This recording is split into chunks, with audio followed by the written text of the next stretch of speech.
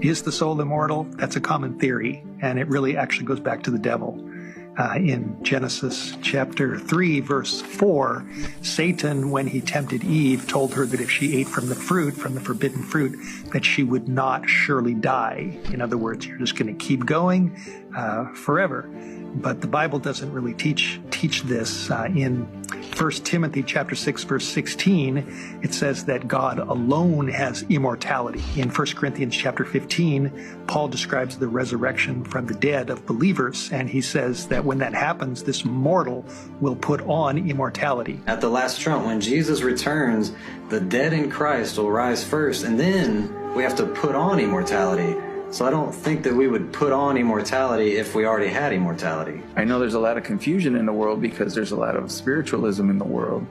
And the idea that we consist of an immortal spirit that is embodied by our physical flesh is a prominent philosophy in the world today.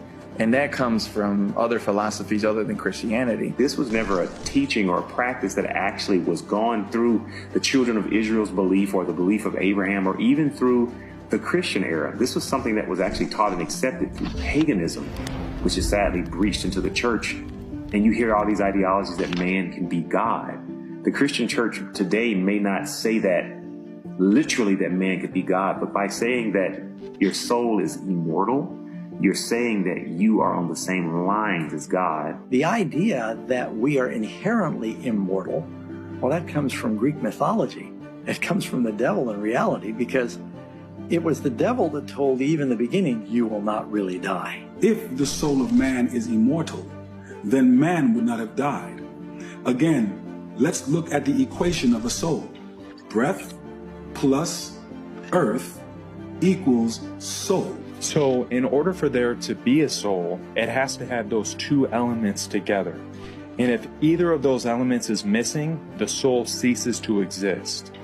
And so by definition then, a soul cannot be immortal because it must have both of those elements. Humans are not inherently immortal. We can only have immortality as it's granted to us. Same thing with the angels.